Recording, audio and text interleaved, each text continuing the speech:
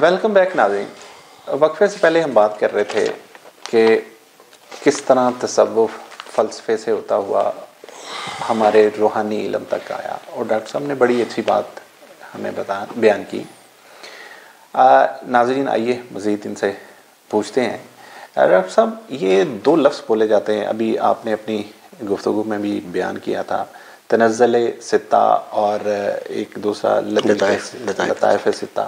یہ بیسکلی عربی ٹرمز ہیں، اس کے کوئی شواہد ملتے ہیں اسلام کے مطابق؟ ہاں جی، ٹرمز تو عربی ہیں، اسی لیے سنتے ساتھ ہمیں لگتا ہے کہ یہ سارا کچھ اسلامی ہے. اور آپ ذکر کی محفل میں بھی جائیں تو وہاں ہمارے ہاں بہت سے صوفیاء آپ جاتے ہیں تو وہ ایک آپ کا نظر کا جو رشتہ ہوتا ہے اس پہ پھر کہتے ہیں کہ اپنے توجہ کریں اپنی اس طرف. تو آپ جب توجہ کرتے ہیں تو وہ کہتے ہیں اس کا ایک لطیفہ جاگ گیا ہے، اس میں مختلف رنگ نظر آتے ہیں. مثال کے طور پہ سمجھا جاتا ہے کہ اگر لطیفہ قلبی جاگے گا تو آپ کو سب سے پیلا رنگ نظر آئے گا. ڈاکٹر صاحب یہ تو میڈیٹیشن، ہاں میڈیٹیشن کے مراکب ہے. ان کو لطائف ستہ میں قلبی، سری، خفی، مخفی، یہ ایک تو اچھا ان کا بھی بڑا نا قریبی رشتہ ہے. بلکہ ایک فلاسفر تھے جرمن، انہوں نے کہا جب میں اسلام کے لطائف ستہ دیکھتا ہوں تو مجھے شک پڑتا ہے یہ ہندوازم سے ہی سارا کچھ نکلا ہے. اب وہ کیا چیزیں تھیں؟ ہندوازم میں نا چکراز ہوتے تھے، ہم لطائف ستہ کہتے ہیں، وہ چکراز. اب چکرا کیا ہے؟ انا، پرانا، ودیا اور آخر پہ وہ نروان کی سٹیج. اچھا وہ بھی 5 ہی ہیں. ہمارے لطائف ستہ بھی اتفاق سے 5 ہیں. یہ ممکن نہیں ہے کہ اس سے متاثر نہ ہوئے ہوں ہم، ٹھیک ہے نا؟ وہ ہم سے متاثر ہوئے، ہم ان سے متاثر ہوئے. اور یہ بھی میں نہیں کہتا کہ یہ غلط ہے کہ لطائف ستہ جاگنے سے روح بیدار نہیں ہوتی ہوگی. لیکن مسئلہ یہ ہے کہ اس کے اوریجن کا کریڈٹ ہم مسلمانوں کو نہیں جاتا. ٹھیک ہے نا؟ اچھا تنزلات سطح. اب تنزلات سطح میں نے کہا تھا کہ نیو پلاٹینس کی تھیوری جسے ہم نے کہتے ہیں کہ یہ اصل میں نیو پلاٹینس نے کیا کیا، فلسفی اور اسپرچولیزم کو اکٹھا کر دیا. اچھا اس نے ریلیجن شامل کر لیا.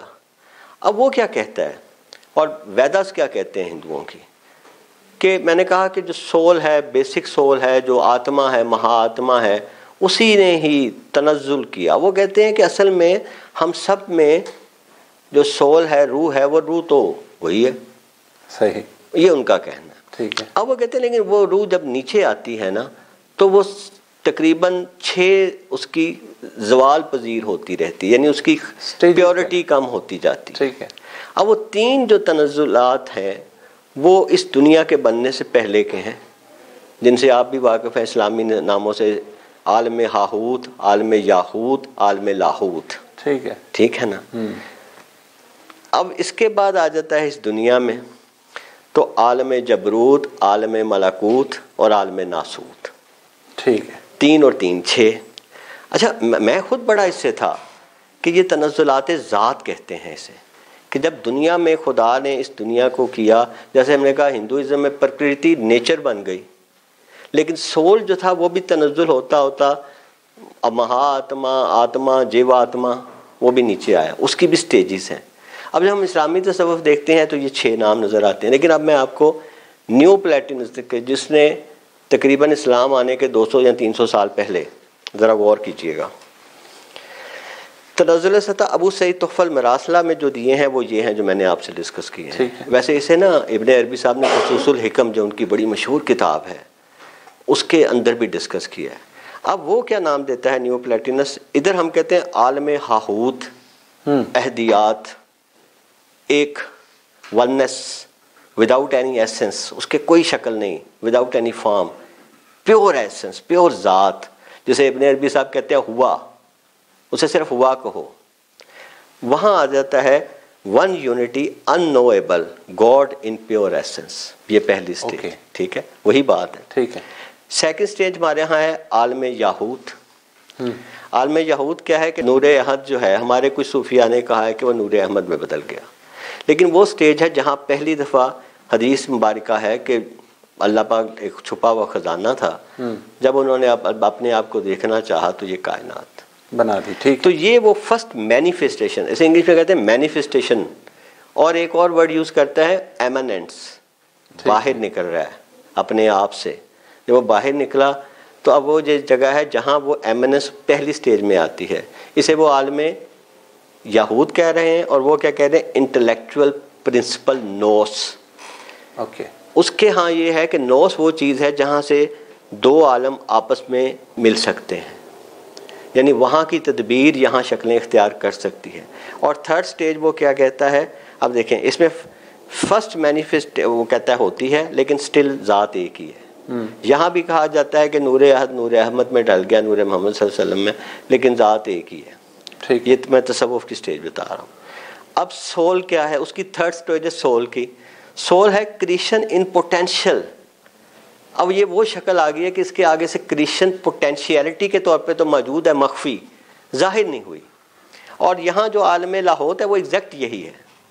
اوکے. ٹھیک ہے.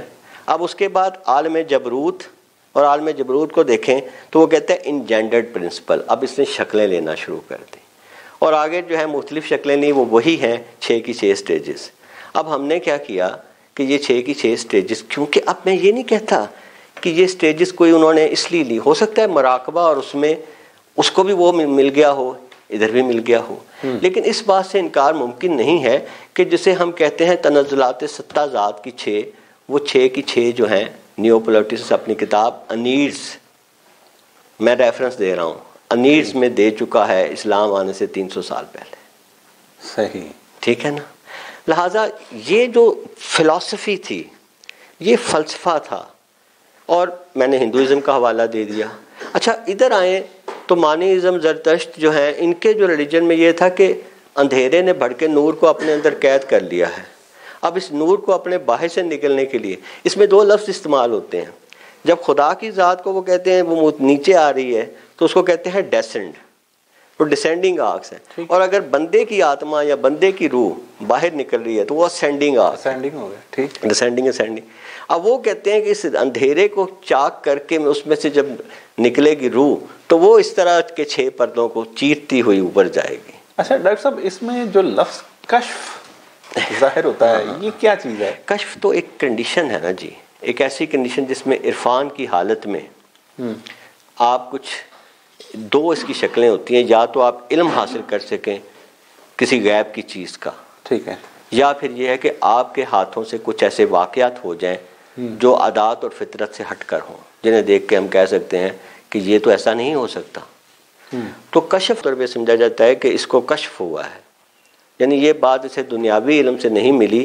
اچھا صوفی ازم میں، اس تصوف میں ایک نظریہ بہت پاپولر ہے جو شریعت میں نہیں ہے. شریعت میں وہی حضور صلی اللہ علیہ وسلم کے ساتھ بند، لہذا جو تعلق ہے وہ وہی کا ختم.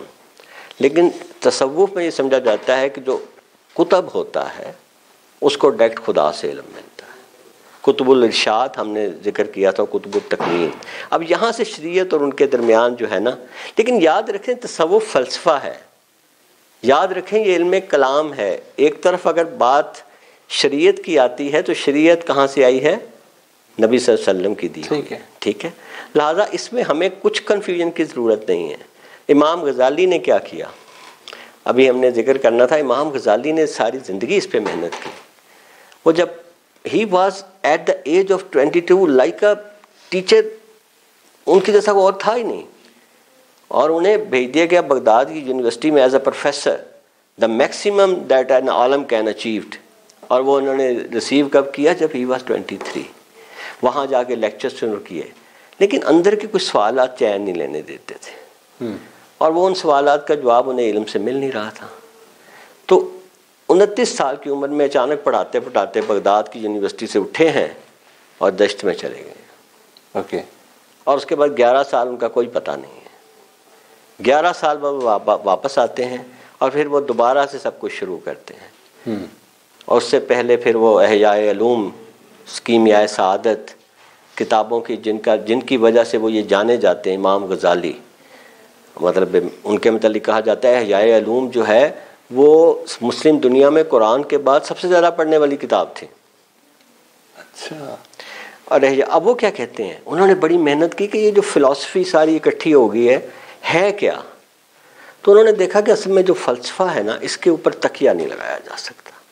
ایک آدمی کا فلسفہ جب وہ دلیل سے ثابت کرتا ہے، جب تک وہ دلیل کے خلاف کوئی دوسری دلیل نہیں آتی وہ لگتا ہے ویلڈ ہے، اور جب دوسری دلیل آ جاتی ہے اس کی ویلڈیٹی ختم ہو جاتی ہے.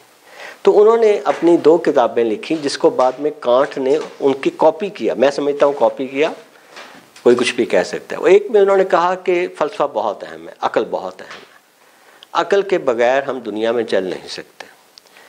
اور عقل جب اپنی ترقی یافتہ شکل پاتی ہے تو انسان اس قابل ہوتا ہے کہ وہ پھر کچھ چیزوں کی صحیح حقیقت جانے. لیکن خدا کو سمجھنے کے لیے یہ عقل اور فلسفہ جو ہے نا یہاں آ کے رک جائے گا. صحیح. اب ان کی اس کتاب کا اتنا گہرا امپیکٹ پڑا کہ لوگوں نے فلاسفرز کو کہہ دیا کہ یہ فلسفے سے اب خدا کو نہ ڈھونڈو گے، بس بڑی ہوگی. لیکن اس کا ایک اپوزٹ سائڈ آ گئی، انہوں نے عقل کو بھی برا کہنا شروع کر دیا جو امام غزالی نے نہیں کہا تھا. جیسے ہمارے ہاں اقبال کے متعلق سمجھتے ہیں عقل کی مذمت کرتے ہیں، حالانکہ وہ عقل کی مذمت نہیں کرتے. اب کیا ہوا، اس کے بعد ابن عربی صاحب کی پیدائش کا وقت شروع ہوتا ہے. ابن عربی صاحب جو تھے وہ ایک بہت بڑی شخصیت اسلام میں ہے، محی الدین ابن عربی. ابو عبداللہ، وہ اندلس کے پاس پیدا ہوئے، اسپین میں.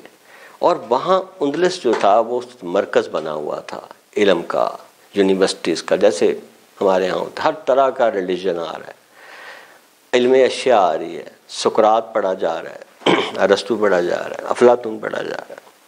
ان حالات میں انہوں نے بچپن گزارا اور ان کے والد جو تھے وہ اس وقت کا جو وہاں کا کنگ تھا اس کے مصاحب تھے، تازہ ان کی اونچی پوزیشن تھی. صحیح. لیکن جب وہ جوان ہوئے تو علم کی تلاش میں وہاں سے نکل کے انہوں نے مختلف سفر کیے، خاص طور پہ نارتھ افریقہ وغیرہ. جب وہ تیونس آئے تو تیونس کو تو انہوں نے ارض الواسعہ کہا کہ یہ خدا کی زمین ہے جو وسیع ہے، اس سے مجھے بہت کچھ ملا ہے. تیونس میں اس وقت بہت سارے اور جو تھے فلسفے اور چیزیں تھیں. وہاں سے وہ پھر حج کرنے گئے، اور جب وہ حج کرنے گئے تو وہاں پھر ان کے اوپر جو وہ کشف آپ نے کہا، وہ جب اب وہ ابن العربی صاحب اتنے مطلب مشکل زبان اور اتنے زیادہ دقیق ہیں کہ اگر کوئی شخص یہ کہے کہ میں ابن عربی کو سمجھ گیا ہوں، یا تو وہ خود کو نہیں سمجھ سکا، وہ غلط کہہ رہا ہے، یا وہ جھوٹ بول رہا ہے. اسی وجہ سے ان پر کیونکہ ان کے ہاں وہ الفاظ وہ خود کہتے ہیں کہ مجھے غلط سمجھا جاتا ہے. مثال کے طور پہ ان کے ہاں نبی کا مطلب وہ لیتے ہیں اپنے لغوی معنوں میں کہ نبی جو خبر دے رہا ہے، لیکن وہ جب ایسی جگہ یوز کرتے ہیں تو وہ کہتے ہیں انہوں نے دیکھو نبی لفظ یہاں لگا دیا. اب وہ بھی ان کی فلسفی میں وہ جو پہلی کتاب لکھی گئی، وہ کہتے ہیں کہ میں جب کعبے کے گرد طواف کر رہا تھا تو مجھے ایک یوتھ ملی، یوتھ جوان، پتہ نہیں اس کا کیا مطلب. میں نے کہا ان کے الفاظ بڑے مشکل ہیں. اور پھر انہوں نے مجھ سے کہا کہ میں ایک کھلا ہوا گلشن ہوں، میں کائناتی ہارویسٹ ہوں، تو مجھے میرے پردے اٹھا اور میری سطور پہ جو منقش ہے اسے پڑھ اور ان لوگوں کو بتا جو تیرے جاننے والے ہیں. اور پھر میں نے وہ پردے اٹھائے اور ان منقش کو پڑھا اور پھر میں نے لکھا، اور پھر 10,000 صفحات کی کتاب الفتوحات المکیہ لکھی گئی. اب وہاں آ کے یہ جو ان کے ہاں ہر نبی کا نا ہر ایک مقام ہے، ہر سیارے کا. مثال کے طور پہ چاند ایک نبی کا مقام ہے، شمس ایک کا ہے، زحل ایک کا ہے. اب وہ جب آپ اس سے بہت ہی وہ ایسی شخصیت ہے جن کے متعلق آج سب سے زیادہ ریسرچ ہو رہی ہے یورپ میں، لیکن کس چیز پہ؟ فلسفے، عقیدے پہ نہیں ہو رہی. اب وہ اپنے طریقے سے پہنچتے ہیں کہ یہ جو ساری کائنات ہے اس کو بنانے کے پیچھے اصل محرک تو ایک ہے، اور کائنات ایسے ہے جیسے اس کا عکس ہے.